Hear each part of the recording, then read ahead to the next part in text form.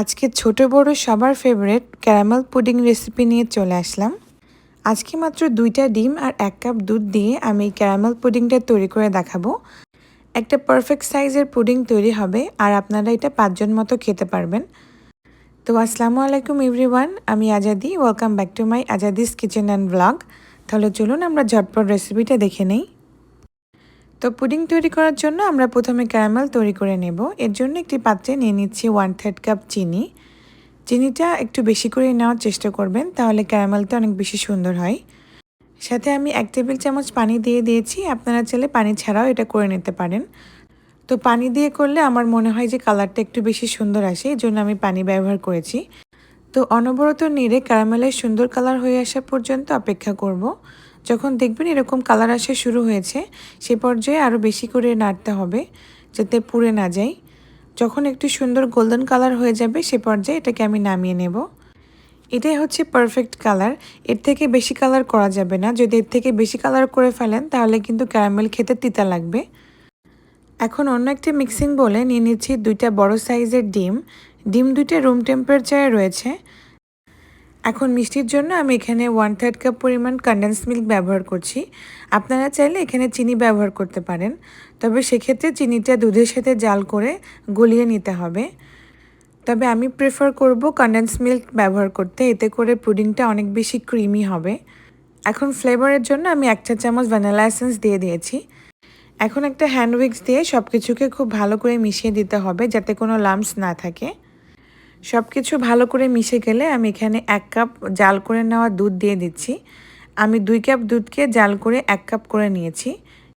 এখন সব কিছুকে আবার খুব ভালো করে মিশিয়ে নিয়ে পুডিংয়ের পাত্রের উপরে একটা এরকম ছাঁকনি বসিয়ে দিয়েছি।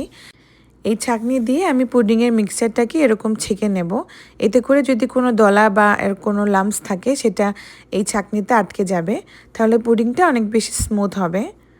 তো এই তো আমাদের সব কিছু ঢালা হয়ে গেছে। এখন কয়েকবার ট্যাপ করে নিলাম আর পুডিংয়ের বাটির ঢাকনাটা এভাবে আটকে দিয়ে আমি এটাকে স্টিম করতে দেব 15 মিনিটের জন্য। এই 15 মিনিটের মধ্যে ঢাকনা খোলা যাবে না, একদম এভাবে ঢাকনা দিয়েই 15 মিনিট জাল করে নিতে হবে। 15 মিনিট পরে একটু ঢাকনাটা উঠিয়ে আমি চেক করে দেখব যে পারফেক্টলি কুক হয়েছে কিনা। তো আমি একটা কাঠি দিয়ে চেক করে দেখলাম, দেখুন একদম পারফেক্টলি কুক হয়ে গেছে আর একদম স্মুথ কাঠিটা বের হয়ে এসছে।